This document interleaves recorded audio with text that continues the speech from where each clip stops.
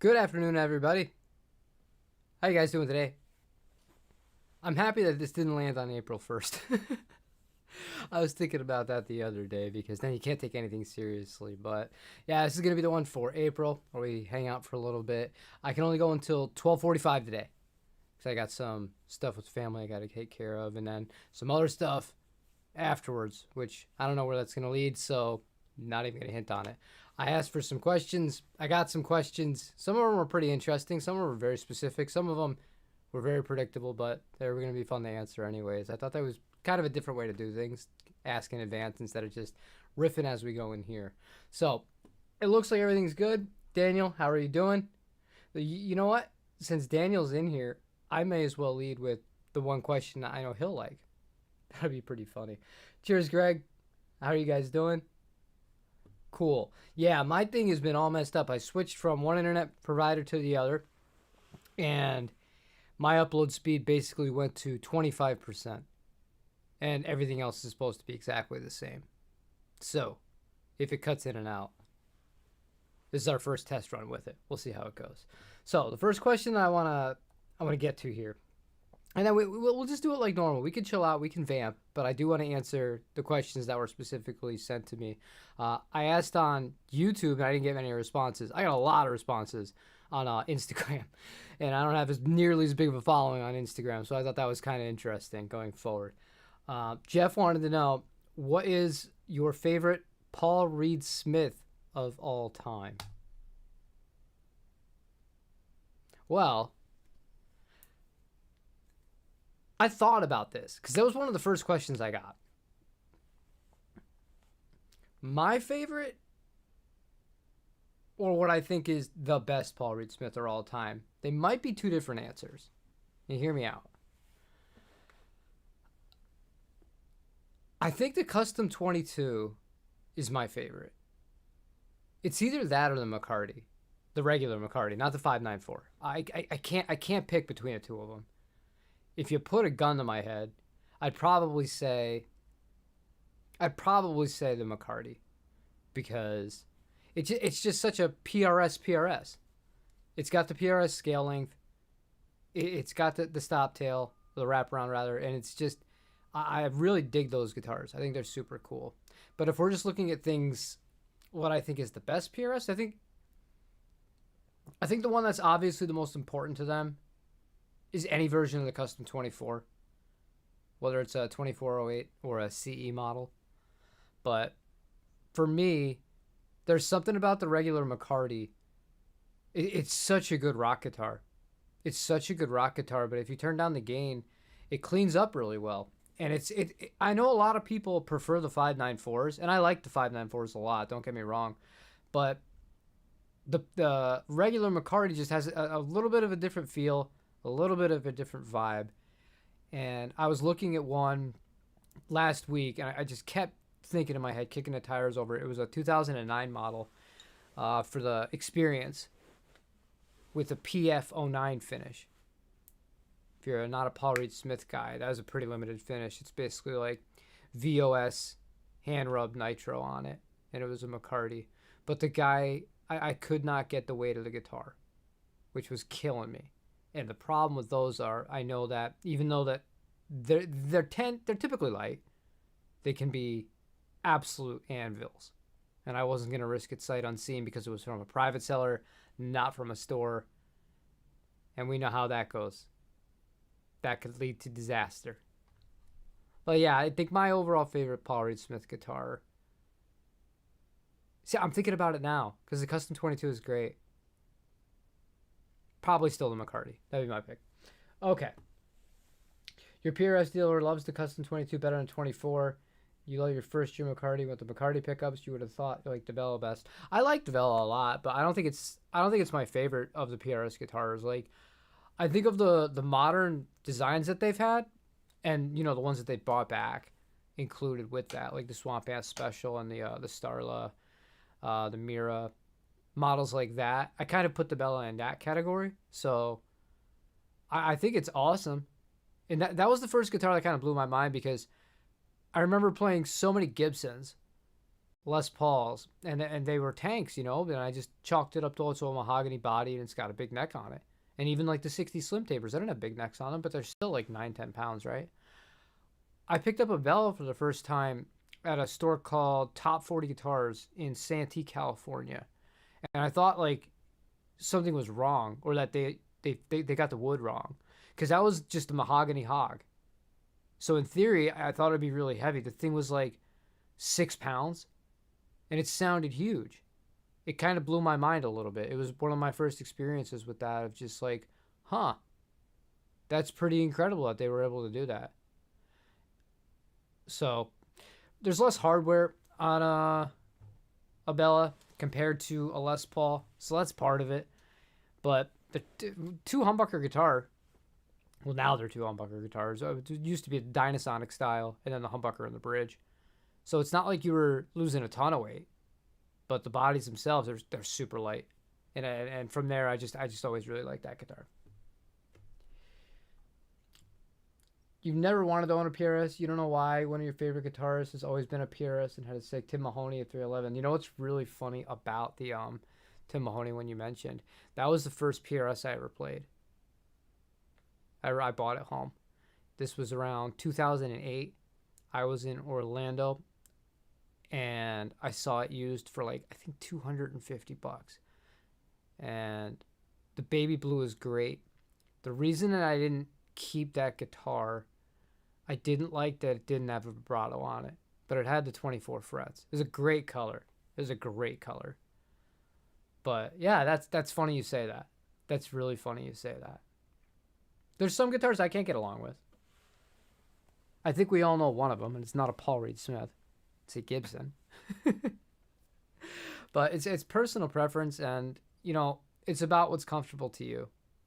So I hope I answered that question. I know I kind of played you know, the politician's answer, so to speak, not being able to really pick between the McCarty, the regular McCarty, and the custom 22, but I like both. So I thought that was kind of interesting to lead with that. Okay, this is one that I thought was this is much more in depth. Meacham, hear me out here. This is a long post. I'd like to hear your take on the role of potentiometers in shaping guitar sound. I'm wondering why so many people talk about pickups, avoiding the obvious aspect of pots in the signal chain. For instance, you put a mini humbucker like a DiMarzio chopper against a 250K, you'll get a very muddy, flat-sounding guitar. The same DiMarzio in a 500K starts sounding big as per its design. Same thing, people who say their single coils sound too dark. Yeah, okay, all right. I have very strong feelings about potentiometers values and capacitor values. I think both make a big difference, and you got to get the right pairing for the set of pickups, the style that you're playing, and all that fun stuff. But the best example of this is the most obvious one, and the people that play offset guitars who have experimented with them will be able to speak to this. Like, people take the 1 megs, because that's what comes standards on the Jazzmaster and the Jaguar volume pots, right? They'll take them right out and they'll put in 250Ks to try and fatten the guitar up a little bit, right? And that does have that effect to an extent. But the problem is you lose so much high end, because the way that it works is it's how much high end is going through the potentiometer at that point. So 1 meg is letting in way more. So way more high end is going to flow through regardless of the pickup if you're using a 1 meg versus if you're using a 250K. So that alone is going to make a big difference. You factor in the actual way that Jaguar pickups, which are vastly differently done than Jazzmaster pickups, they're going to call for their own sorts of dialing in. I don't like doing that on those guitars, though. I find that finding the right cap is more important than switching out a tone pot or a volume pot on an offset, because you just lose too much of the sparkle on the high end. And then the other thing about that is, on a regular Jaguar and a regular Jazzmaster, you have the rhythm circuit. So if you're already starting from a really dark tone, I was almost going to say a really dark place, but if you're really starting from a darker tone, like a 250K volume pot, that switch then, when you go over to the rhythm circuit, it's kind of going to lose the effect. You're going to lose the contrast of using the rhythm circuit. And it's one of those things where the more that you play with these things, the more that you kind of tinker and you just logically think about it. It's designed that way for a reason. Like, I think that design was perfect. And I love vintage spec Jags. I love vintage spec Jazz Masters. They're great. They're great. I don't think you need to tinker with them too much. But overall, yeah, those things can make a huge difference. If you ever really want to notice this difference, use a humbucker with a 1 meg pot and then go back to the regular pots that are in the guitar. It's probably going to be 500Ks. That difference right there, doubling that value, oh man, you'll notice it. You'll absolutely notice it. Okay. Yeah, you guys, that's cool. You're on the same page. You love the brightness of the 1 meg pots. Yeah, they're good. You also have to dial in your amp right, man. People skip that part. In the video where I just made with the Lawler Mustang pickups, I talked about that. Kind of like, I don't know, it was impromptu, but it was something that I feel like needs to be said a little bit more when people discuss electronics and pickup swaps and all these sorts of things on the offset guitars. You get really high quality, and this ties into the last thing. You get really high quality electronics, potentiometers, capacitors, resistors. You just use everything that's going to work for the guitar and make sure that it's quality stuff like CTS. Get to the amplifier and dial in the guitar right for what you want. If you want a more aggressive rock sound, that doesn't mean you need to pull the pickups. What it means is you need to alter your EQ. That's it. And perhaps if you really are not that unhappy, if you're not that happy, something that's a lot cheaper to do before you spend $200-300 on a set of pickups, more if you're looking at humbuckers, try a different volume pot. So instead of, the 1 meg, you go down to 500. That's not enough. You try 250. Or, you go the other way. You got to experiment with this stuff. And make sure that your tone knob is usable. Make sure your tone knob is usable. That's a big one. 1 meg pots, treble bleed, bright pickups. You like the high end. Maybe my hearing is getting worse as I get older. No, high end's really good, and the more that you mess with recording, the more you appreciate high end. Because it can sound a little shrill. And that's the thing about like the Lawlers. I know. I'm just like a walking freaking Lawler ad. I'm not on the payroll, I promise. But they kind of they get you the high end without the ice pick, which is exactly what I want. That's why my Fender's, the only one that doesn't have Lawlers in it is the custom shop. I like those pickups as they are. And oh no, the other Strat doesn't either. The American Vintage 61. The rest of them all have Lawlers on them. But yeah, no, they keep high end without it being brittle, without it really piercing on your ears, but it still cuts in a mix. And that's why, for years I gigged single coil guitars and never even thought about bringing a humbucker guitar. I mean, that's kind of changed as I've gotten older. I'm more open to it, but nothing beats like a Jazz Master cutting through a mix. Tele is better than a Jazz Master for that. But yeah, they're great. They're absolutely great.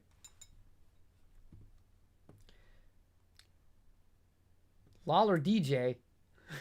Hi, how are you? If you work with the company, that's really funny timing. Experimenting with pickup heights has helped too. Yeah, pickup heights. The other thing you can mess with pickups are the pole pieces if you're able to. Like on P90s, you mess with those a little bit. You can have some pretty extreme results. It's really cool. Humbuckers the same thing too, and like Lawlertrons or Fidelitrons, Filtertrons, all those sorts of Gretschy pickups, they can really make a big impact. It's just fun stuff, and why I like recommending a lot of this stuff to people if they're not happy with their sound is it's not going to cost you any money. All you need is a little screwdriver.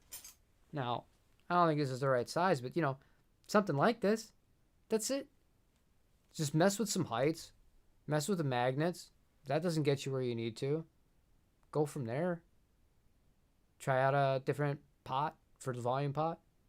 and go. You don't always just need to rush to the most expensive recommended option that people give you. It's all situational. It really is. Did you see that Fender discontinued the Vintera 2 Mustangs? I did. I saw that they discontinued those and the entire Vintera 2 line. So it wasn't like they just said we don't like the Mustang anymore. It was more than that. It was more than that. So I'm sure there will be something in the near future or at some point within the year that has a Fender Mustang on it. I'm confident. You should be too. Yeah, we'll see about that. I saw some. I saw a lot of interesting stuff. Fender Japan have done some really cool stuff too. I got to give them a lot of credit, even though they didn't do a full announcement yet. Every year they have a collection. This year I have not seen the 2026 collection. And I've been seeing more of the 2025s. I think it's like the last orders for them. Those have been coming back into stock at a lot of the stores I look at in Japan. Sorry, hold on. That's bothering me. Now that's going to bother you because it's covering my face. It's just dangling. But I haven't seen any of the new model year stuff. I've seen some store special runs and stuff like that, but I haven't seen the official line that's going to be available throughout Japan. So I'm curious to see what that's going to be like that. You've been learning piano as of late and been making progress with left hand and right hand. Exactly. And piano, I feel like I go into this at least a few times every stream. Once we start talking about music, the piano comes up. It's my favorite instrument by far. I think that the piano is first of all, it's just so much cooler than guitar. I know when you're a kid that the guitar is way cooler looking. To me, it was the drums. I always thought the drums were the coolest. But yeah, just like rock band instruments. I always thought those were awesome, even though there were some rock bands that had like a keys player. It wasn't like a traditional piano. Very few bands did that. I could think like, Queen did it at times. X Japan did it. Outside of like other really big like rock bands, that's kind of a tough thing outside of a spot where they're just playing it for one or two songs. It's not really a regular inclusion, but the piano on its own, it's the best. It's the absolute best. It is such an interesting platform because you just have so much more range and you can do so many more little things than you can on the guitar. I'm happy you're learning it. I want to get there too.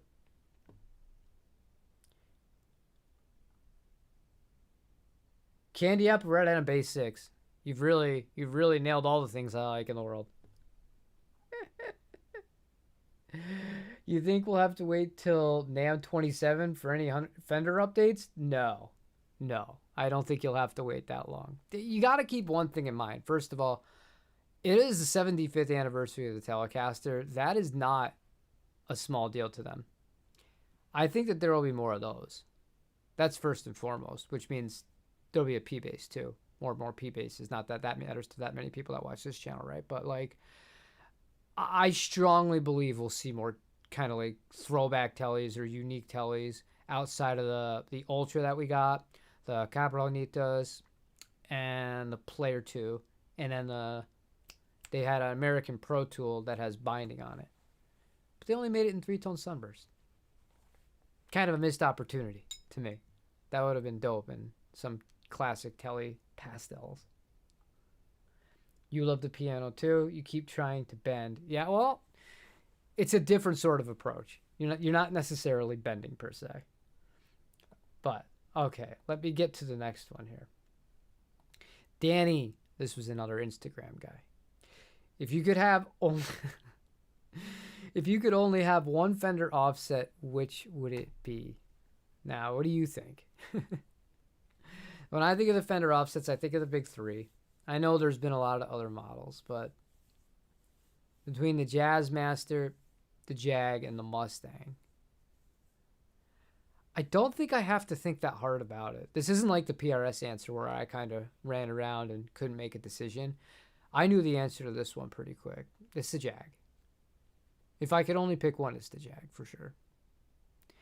But it's got to be a Jag, like an actual Jag for me. If it's something that's modified or, you know, modernized, I mean, that's cool, whatever. There might be things I like about it, but I'm talking about in the original forms, the Jazzmaster, the Jag, and the Mustang, the Jag. The Jag does it all. The Jag does it all. The Jag is, to me, slightly more comfortable, believe it or not, than the Mustang, because the body size kind of forces you to sit up straight a little bit more. I like that. Helps my posture. I love the short scale. It doesn't get quite as boomy as a Jazzmaster does. And it just offers a little bit more than the Mustang, to me, with a better vibrato. So, thankfully, I have all three. But if I had to pick one, and there's no sentimental, I wanted to make sure that was made clear here. In case my wife watches, she'll shoot me if I don't say Jazzmaster. The Jag. 100%. That was an easy one. All right, let me catch up real quick. Hopefully they address string spacing issues. I'll tell you what, with them, you got to remember, the Johnny Marr Jaguar was introduced, I believe, in 2012.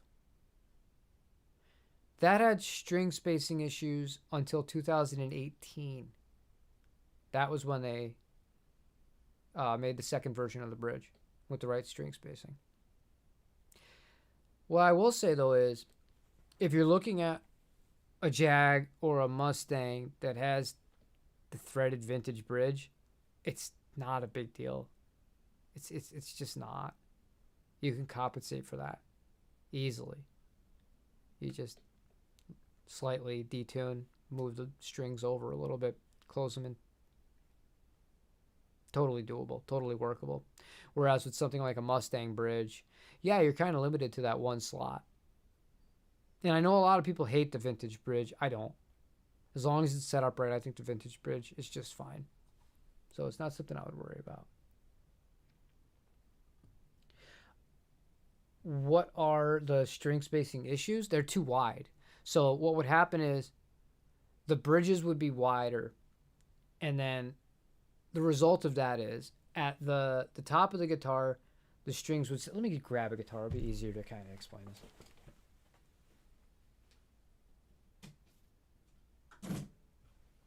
Okay.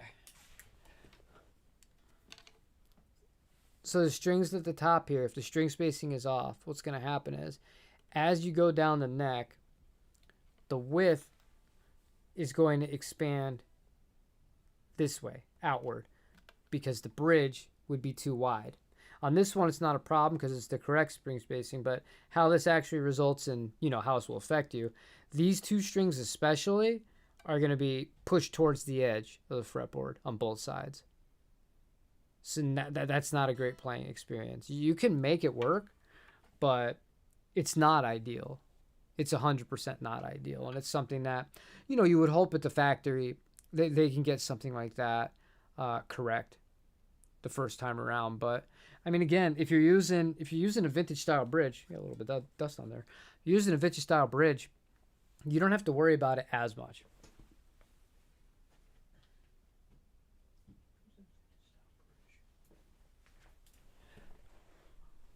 Yeah, did I shock anybody with my pick? Of course it's a Jaguar. All right, what did I miss? Yeah, Deb, I saw that one, but I'm saying there'll be more. I think there'll be more. They're not just gonna... It's the Telecaster. It's like... It's the heart and soul of Fender guitars. Although, is it really the best Fender guitar ever? That's up for debate. I think a Strat has a very good fight against it. The Cabronitas are pretty cool. I got the Super Thin Line Deluxe. I've had a few of the Cabronitas. The last time they did an FSR for those, I had the Lake Placid blue one. I couldn't get on with it. I couldn't get on with it. The neck was too skinny. It was a Modern C. So that one didn't end up staying around. All right. Saw a short. The guy insisted on adding a fourth mic, a U87 guitar cab to add low mids. Already had a 57, a ribbon. Don't remember the third. He said the engineer told him it doesn't matter, but he insisted. Half of the comments were, yeah, it adds so much. The others were like, nah, in a mix. You know what the funny thing is? If you watched it on a short, this is the sick thing about just everything. The people that watch the shorts, this isn't anything against them, but you got to think, where are you most likely to watch a short? Are you most likely to watch short form content with professional studio monitors, with professional headphones? Or are you most likely to watch short form content on this with the speaker that's built into this, or perhaps some AirPods or something of that nature? What do you think? Therefore, it also kind of, to be fair, the same thing could be said about just YouTube videos in general. But there's more people that'll watch long form in an actual rig where you can listen with proper monitoring. So much of it's placebo. So much of it is, difficult when you're not listening through a quality sound source. You can't make a good judgment on any of that stuff if you're listening through a freaking 1/4 of an inch speaker from your phone. That's ridiculous. That's absolutely ridiculous. And with shorts especially, that's what people are going to be listening through. So take it for what it is. Personally, I don't. The most mics we've ever used on a cab was a 4x12. I was doing a rock reverb. We were tracking. I had a 421, a 121, and then a U87 as the room mic. That's it. So we did 3. And that from a personal standpoint, I don't see the reason to have more than that. But knock yourself out if you want to mess with stuff like that. It's just not necessary, though. I think really 2 is just fine. And if you're playing like just punk, 1 is just fine. Just throw a 57 on it and then just record a second track. You'll be good. Layer them.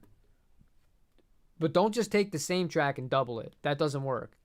Part of the reason doubling is an efficient kind of method for tracking is the slight differences in the performance create that effect. It's almost like a baby delay, baby chorus, and that's what makes it sound bigger. So if you take the same exact track and you drop it into a session and you just duplicate it and you put them back and forth panned, you're not doing anything. You're not doing anything at that point. Cool trick though, if you zoom all the way in on your session, whether it's Pro Tools, Logic, whatever it is, right? And you want to just test that theory out yourself, try it, but then move one of the tracks slightly up. I mean like very slightly up, like zoom in pretty far and move it so it's just slightly off center. You can look at the waveforms, you'll see, so they don't match up perfectly. That'll give you a little bit of a bigger sound by itself. Not as big, but you'll notice. You'll be like, oh, that's cool. And you'll start to figure out how all these effects are made. The fun of actually just messing around with production. You learn a lot. Jazzmaster for you, even though you played a Jag for the 90s. There's no wrong answer with any of the 3 Fender offset guitars. There's absolutely not. I just think for me, yeah, I prefer the Jag. That's all. I wouldn't kick a Jazzmaster out of my house, though. Or a Mustang, for that matter. I like both. Okay. Your custom shop Strat has narrow space vibrato for that, too. Oh, you got one of the RSD bridges. Those are great. I personally think those should come standard on all the Fender custom shop Strats. They're great. Because mine uses the American Vintage at the time, so it would have been the Pure Vintage, the same vibrato that came on the original AV65s and those sorts of lines. That's pretty cool in my book. I like that a lot. But it's the E string especially, if I start hammering on it, which isn't very often, I'm more of a rhythm and a funk player, but if I start to go off on a tangent with some leads, I do one slightly off pull off, that entire string is pulling off without much error. It is what it is. Gotta say to you, the Strat is the signature Fender for you. Yeah. I understand that. I think Man. I don't know. This is something that's going to require some sort of filming. But for a long time, it's funny because we go in cycles in life. When I first started, there was nothing cooler than Strat. I bought a Strat. Not only did it look cool, I wasn't inspired by other like famous people at all. Like I didn't care that Hendrix or Clapton played Strats. That was not my decision at all.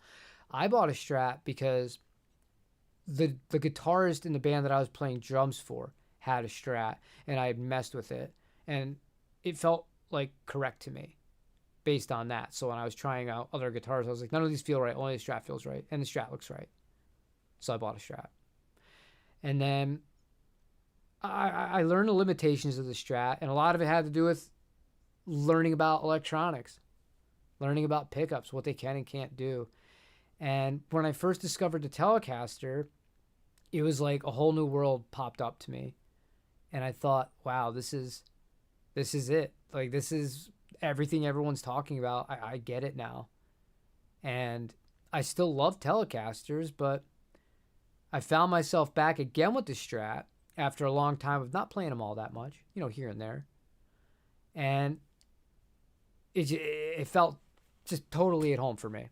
Totally at home for me. But on top of that, I think that the Strat has undeniable advantages over the Telecaster. Just like the Telecaster has a few over the Strat. So I don't think it's an open and shut case like I would have thought many years ago.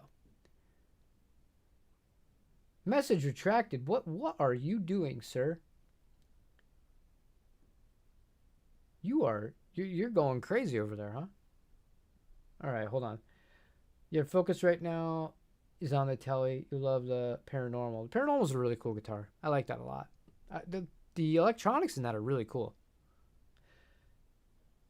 J&J, you're just getting in. You got three deleted comments. I don't know what you're doing, man. I'm happy you're here.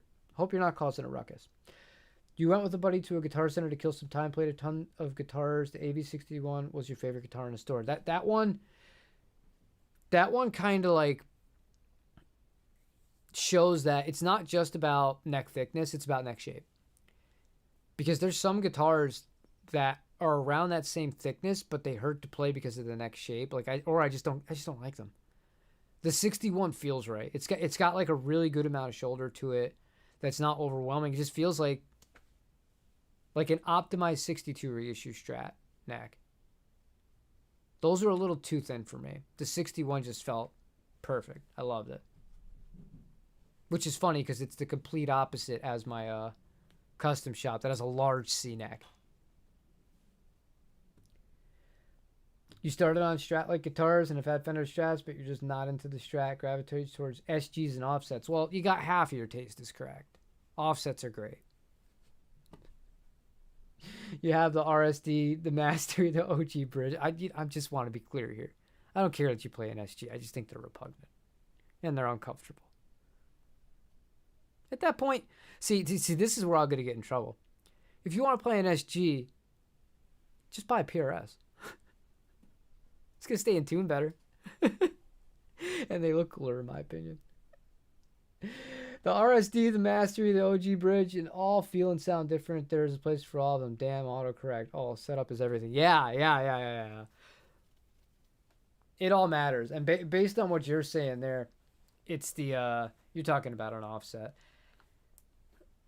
The RSD, the temptation with that is if you ever get a custom shop, Jag or a Jazzmaster, sell the RSD immediately because it's worth like $700 by itself. And this is not a dig at the RSD. This is just like a general thought, in my opinion. I don't think any guitar bridge is worth $700. I don't.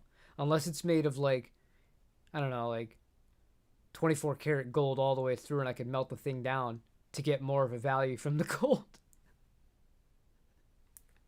But yeah, that's crazy here. All right.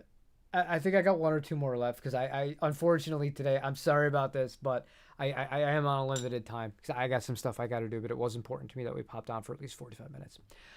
Tomas is a regular around here. What guitar have you recorded with the most in your life and why? Well, the first is the why. It would obviously because I thought it sounded good. I thought it tracked well. The guitar that I've recorded the most. Now, I didn't know how to answer this, and I still don't, because are we talking about a guitar model or are we talking about a specific guitar? If it's a specific guitar, that's the easiest answer I can give you in the whole world. And that's the old 1982 JV Strat. That's the winner far and away. Even when I kind of like stopped playing that guitar live with studio work, that always came with me. And I'm going to talk about some studio work in an upcoming video, which is pretty fun because I got to take a trip down memory lane, and that was a great experience. But not to divulge too far or divert too far from the topic, if it was just one guitar, that would be it. But as far as a model goes,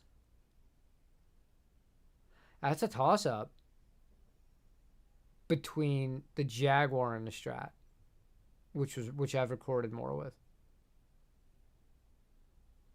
I'm not positive. But there's similar reasons for both. Both of them cut really well in a mix. They sound good with gain, so long as, do I play metal? No. If you're not playing anything extreme like that, more than enough. And you just use the right amps. And they just have this presence to them that's unique because it's not boomy. Neither of those guitars get boomy. But they play well with others. And I think that's a lot of the reason why one of the engineers I worked with for a long time, he loved that I kind of had that perspective on it. Because I never thought too much about it, but it made sense when he said it. It's just like, you're just being considerate of the rest of the band. He's like, you're not trying to take up all the space. And I thought that was interesting. But, yeah. 1 second, okay?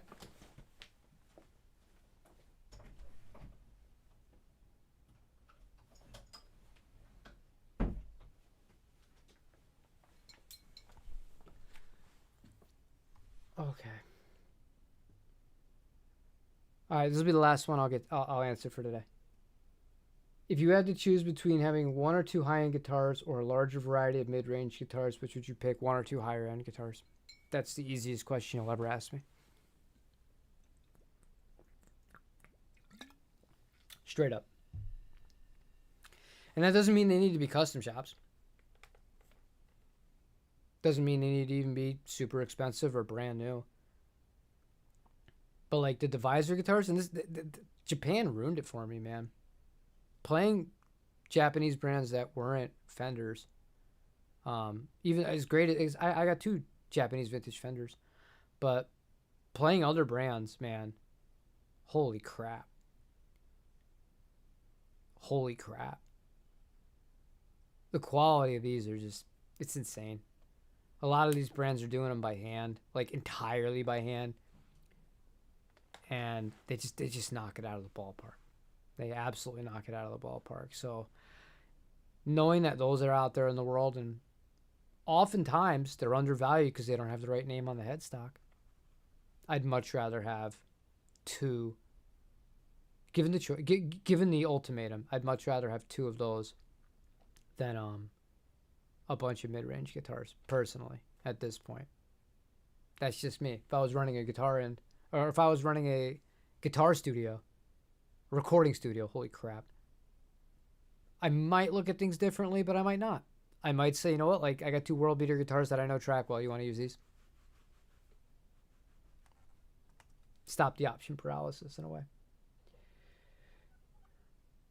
Angus didn't like this chat. I'm sure. But you know what? He made quite a career for himself, and I'm fairly certain he couldn't care less about what somebody like me says.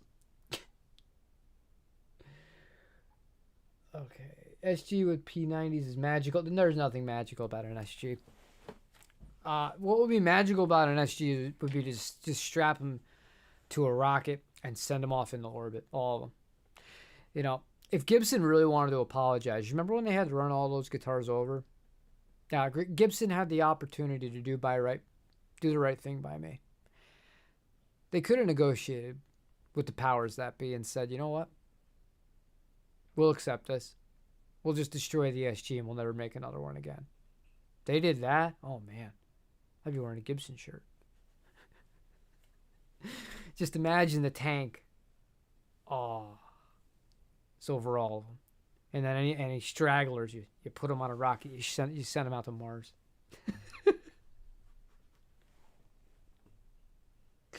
Your avatar is with an SG. You love it. The PRS have taken over as main ones. No. Here, dude, I don't care.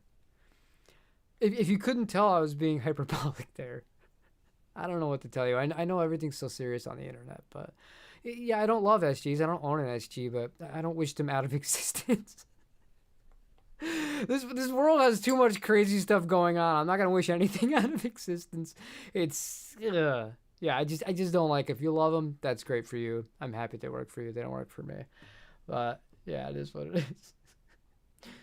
Getting an Ebony SG special at P90s was a dream come true for your inner child. It's okay. It's okay. There are people that are angry with me that every video I play isn't with an offset. When I play a Strat, sometimes people, they don't like that, and that makes me sad because I don't really care, but it makes me sad that the guitar I use makes any impact on whether or not, people will like what I'm playing, which is, that's so weird to me, dude. That's so weird to me. But that's just how it goes, man. It's tribal. It's very tribal. Nothing surprising, nothing new, nothing will ever change. However, I have a good segue right now. We're going to get out of here because, like I said, I got some stuff I got to do. And I have a few videos done. And I got to space them out. And I'm really excited for this month. This is going to be a big month on this channel. And that's all I can say about that. And yeah, it's probably not what you think either when I say that. You're probably jumping to conclusions. But it's probably not what you think. But yeah, a lot of cool stuff has been happening in the background. I've just been busy, but be interesting. Cat has my tongue, quite literally. Thank you all for checking in. I'll see you. Probably the next time we do this will be the last time I do it for almost a full month. Because we're planning a trip back for my kid's birthday. We don't know if we're going to go to on a vacation to the beach north, one of my all-time favorite places, which I might have to do anyways because of the location of it, or if we're going to go back to New York. And then, yeah. So I'm trying to catch up, get a lot of stuff done, so I have stuff for you guys to post.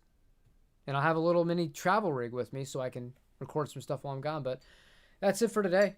Thank you guys for hanging out for the last 45 minutes. If I missed any of your questions, I apologize. I'll open this up for more about a week in advance, so there's more time for people to ask questions next one. But thanks. Take care. I'll see you guys. Bye, Dale.